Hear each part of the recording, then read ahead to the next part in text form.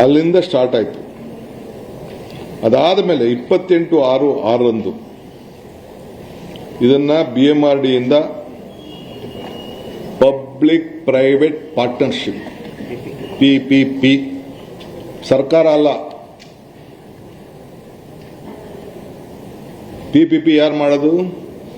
Business men ಮಾಡೋದು, real estate developers ಮಾಡೋದು. ಯಾರು ಮುಖ್ಯಮಂತ್ರಿ ಆಗಿದ್ರು? ನನ್ನ ಗೌರವಾನ್ವಿತ ನಮ್ಮ ಅಣ್ಣವರ ಅಂತ HD ಕುಮಾರಸ್ವಾಮಿ ಅವರು ಮುಖ್ಯಮಂತ್ರಿಯಾಗಿ ಅವರು ಈ BMRDಯಿಂದ PPP ಮಾದರಿಯಲ್ಲಿ ಸಮಗ್ರ ಉಪನಗರವನ್ನು ಅಭಿವೃದ್ಧಿಪಡಿಸಲು ಅಧಿಕೃತ ಪಾಲುದಾರರನ್ನ ಗುರುತುಪಡಿಸುವ ಜಾಗತಿಕ ಗ್ಲೋಬಲ್ ಟೆಂಡರ್ನ ಕರೆಯಬೇಕು ಅಂತ ಹೇಳಿ ಅವರು ತೀರ್ಮಾನ ಮಾಡಿದ್ರು. ಸಮ್ಮಿಶ್ರ ಸರ್ಕಾರ, ಜನತಾದಳ ಮತ್ತು ಬಿಜೆಪಿಯವರು. ಅದೇ ನನಗೆ ಗೊತ್ತಿಲ್ಲ, ಅದು ಈಗ ಬಾಲಣ್ಣ ಹೇಳೋದು 2020 ಅಂತ. ಅದಾದ್ಮೇಲೆ 11/6/2007 ಅಡಿಷನಲ್ ಗ್ರಾಮಗಳು ಹೊಸಗೆ ಎಲ್ಲಿ ನೆನ್ನೆ ಗಲಾಟೆ ಆಗಿದೆಲ್ಲ ಆ ಜಾಗನ ಮರಂಡಹಳ್ಳಿ, ಮಂಡ್ಲಹಳ್ಳಿ, ವಡೇರಹಳ್ಳಿ ಭಾಗಶಃ ಗ್ರಾಮಗಳನ್ನು ಹೊಸದಾಗಿ ಇವತ್ತು ಆ ಟೌನ್ಶಿಪ್ ಒಳಗಡೆ ಸೇರಿಸಬೇಕು ಅಂತೇಳಿ ಜನತಾದಳ ಮತ್ತು ಬಿಜೆಪಿ. ಆಗ ಗೌರವಾನ್ವಿತ ಅಶೋಕ್ರವರು ಸಚಿವರಾಗಿದ್ದರು, ಸಮ್ಮಿಶ್ರ ಸರ್ಕಾರ ಕೂಡ ಇತ್ತು. ಗೌರವಾನ್ವಿತ HD ಕುಮಾರಸ್ವಾಮಿ ಅವರು ಈ ರಾಜ್ಯದ ಮುಖ್ಯಮಂತ್ರಿಯಾಗಿ ನಾನು ಕೂತಿರುವಂತಹ ಜಾಗದಲ್ಲಿ ಅವರು ಕೂತ್ಕೊಂಡಿದ್ದರು. ಸೊ ತಿರ್ಗಾ 2010 ಬಂತು.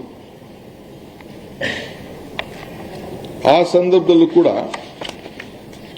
ಯಡಿಯೂರಪ್ಪನವರು ತಿರ್ಗಾ ಒಂದು ಸಮಗ್ರವಾದ ಉಪನಗರ ಯೋಜನೆಯನ್ನ ಮುಂದುವರಿಸಬೇಕು ಅಂತೇಳಿ 2ನೇ ಬಾರಿಗೆ ಗ್ಲೋಬಲ್ ಟೆಂಡರ್ನ ಕರೆದು PPP ಮಾಡಲಲ್ಲಿ ಅವರು ಕೂಡ ಆಹ್ವಾನವನ್ನ ಕೊಟ್ಟರು. ಆಗ ಕೂಡ ಅಶೋಕ್ರವರು ಸಚಿವರಾಗಿದ್ದರು, ಅವರು ಕೂಡ ಅದಕ್ಕೆ ಸಚಿವರಾಗಿದ್ದರು. ಅದಾದ ಮೇಲೆ ನಾನು ಹೇಳೋದು,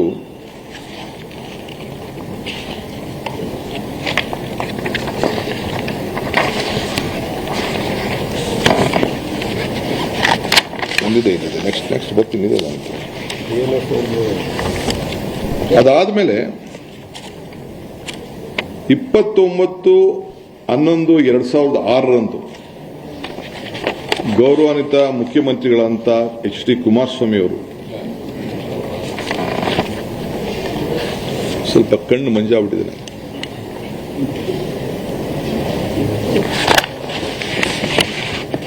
ಈ ಭೂಮಿಯನ್ನ ಇದು ಗಮನದಲ್ಲಿಟ್ಕೊಳ್ಬೇಕು. ಈ ಎಲ್ಲ ಭೂಮಿಯನ್ನ, ಖಾಸಗಿ ಜಮೀನನ್ನ 29/1/2001 ಸರ್ಕಾರದ ಆದೇಶ, ಇದು ನಾನು ಓದ್ತಾ ಇರೋದು ಕರ್ನಾಟಕ ರಾಜ್ಯ ಪತ್ರ, ಅಧಿಕೃತವಾಗಿ ಪ್ರಕಟಿಸಿದಂತ ವಿಶೇಷ ಪತ್ರ. ಈ ಯೋಜನೆಯಲ್ಲಿ ಘೋಷಿಸಲ್ಪಟ್ಟ ಮೇಲ್ಕಂಡ ಗ್ರಾಮದಲ್ಲಿ ಯಾವುದೇ ಪ್ರಾಧಿಕಾರವಾಗಲಿ ಅಥವಾ ಯಾವುದೇ ವ್ಯಕ್ತಿಯಾಗಲಿ ಬೆಂಗಳೂರು ಮಹಾನಗರ ಪ್ರದೇಶ ಅಭಿವೃದ್ಧಿ ಪ್ರಾಧಿಕಾರ ವತಿಯಿಂದ ಪುನರ್ವಸತಿ ಪೂರ್ವಾನುಮತಿ ಪಡೆಯದೆ ಯಾವುದೇ ರೀತಿಯಲ್ಲಿ ಅಭಿವೃದ್ಧಿಗೆ ಅನುಮತಿ ಕೊಡತಕ್ಕದ್ದಲ್ಲ ಅಂತ ಹೇಳಿ ಇದನ್ನ ರೆಡ್ ಝೋನ್ ಆಗಿ ಇದನ್ನ ಇಟ್ಟು ಅವತ್ತು ಮಾನ್ಯ ಶ್ರೀ ಕುಮಾರಸ್ವಾಮಿ ಅವರು. ಇದ್ರ ಅಲ್ಲದೆ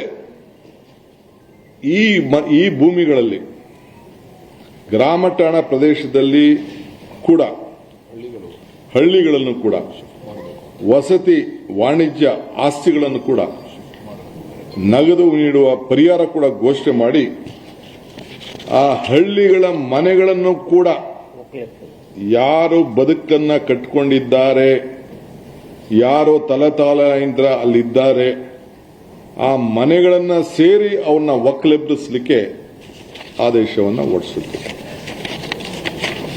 ಅವ್ರಿಗೇನೇನು ದುಡ್ಡು ಕೊಡಬೇಕು ಅಂತ ತೀರ್ಮಾನ ಕೂಡ ಮಾಡಿದ್ರು. 600 ಅಡಿ ಮನೆ ಇದ್ರೆ 9,000 ಅಡಿ ಕೊಡಬಹುದು, 600 ಚದರ ಇಂದ 9,000 ಇದೆ, 1,200 ಅಡಿ ಕೊಡಬೇಕು.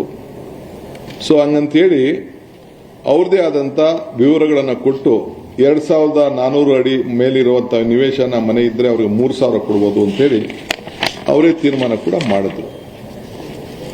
ಅದಲ್ಲದೆ ಪ್ರೈವೇಟ್ ಡೆವಲಪರ್ DLFಗೆ ಪತ್ರ ಕೂಡ ಬರ್ಸಿದ್ರು ಅವರು.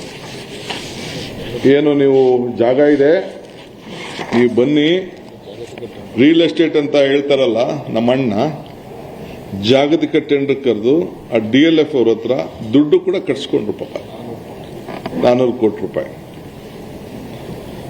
ಯಾರು 16/11/2007 ಟಿವಿಲಿ ಹೇಳಿದ್ದಾರೆ ಪಾಪ, ಡೆಲ್ಲಿಯಿಂದ ಆರೋಗ್ಯ ಕೆಟ್ಟ ಕೂಡ ಪಾಪ ಟಿವಿಯಿಂದಾನೇ ಹೇಳಿದ್ದಾರೆ. ನಾಳೆ 8,000 ಕೂಡ ಕೇಳಿದ್ದೀನಿ ಆ ರೈತರಿಗೆ ಅಂತ ಹೇಳಿದ್ದೆ. ಡೆವಲಪ್ಡ್ ಏರಿಯಾದಲ್ಲಿ 8,000 ಅಡಿ ಕೂಡ ಕೇಳಿದ್ದೀನಿ ಅಂತ ಅಂದ್ಬಿಟ್ಟು ಪಾಪ ಟಿವಿಲೂ ನಾನು ಅದನ್ನ ಗಮನಿಸಿದ್ದೆ. ನಾನು ಆಗ ರೈತನಿಗೆ 22 ಲಕ್ಷ ರೂಪಾಯಿಯಿಂದ ಕೃಷಿಗೆ ಭಾಗ ಆಯಿತು 25 ಲಕ್ಷ ರೂಪಾಯಿವರೆಗೂ ಕೂಡ ಕೊಡಬೇಕು ಅಂತೇಳಿ ಅವರು ಜಮೀನಿಗೆ ಫಿಕ್ಸ್ ಮಾಡಿದ್ರು. ಇದು ಸರ್ಕಾರದ ಆದೇಶ ಕೂಡ ಇಲ್ಲಿದೆ. ಅವ್ರಿಗೆ 8,000 ಅಡಿ ಕೊಡಬೇಕು ನೀವು ಪರಿಹಾರ ಕೂಡ ಅಂತ ಹೇಳಿ ಅವ್ರಿಗೆ ತಿಳಿಸಿದ್ದಾರೆ. ಇದಕ್ಕೆಲ್ಲ ಸರ್ಕಾರದ ಅಧೀನ ಕಾರ್ಯದರ್ಶಿಗಳು ಕೇಳಿ ಯಾರ ಸರ್ಕಾರದ ಏನು ಮುಖ್ಯಮಂತ್ರಿಗಳು ಏನು ಅವರ ಆದೇಶ ಮೇರೆಗೆ ಆದೇಶ ಕೂಡ ಅವರು ಮಾಡ್ಕೊಂಡು ಬಂದಿದ್ದಾರೆ. DLFಗೆ ಒಂದು ಲೆಟರ್ ಕೂಡ ಬರೆದು ನೀವು ನಮಗೆ ಸೆಕ್ಯೂರಿಟಿ ಡಿಪಾಸಿಟ್ ಕಟ್ಟಬೇಕು, ಒಟ್ಟು ಸುಮಾರು 100 ಕೋಟಿ ಒಂದು ಕಡೆ, 200 ಒಂದು ಕಡೆ, ಒಟ್ಟು ಸೇರಿ 300 ಕೋಟಿ 15 ದಿನದೊಳಗೆ ಕೊಡಬೇಕು ಅಂತೇಳಿ. 100 ಕೋಟಿ ಫಿಕ್ಸೆಡ್, 300 ಕೋಟಿ ಪೇ 15 ದಿನದಲ್ಲಿ ನೀವು ಕಟ್ಟಬೇಕು ಅಂತೇಳಿ ಅವ್ರಿಗೆ ಲೆಟರ್ ಆಫ್ ಇಂಡೆಂಟ್ ಮಾಡಿ, ನೀ 15 ದಿನದಲ್ಲಿ ಅಗ್ರಿಮೆಂಟ್ ಮಾಡ್ಕೋಬೇಕು ಅಂತೇಳಿ ಮಾಡಿದ್ದಾರೆ.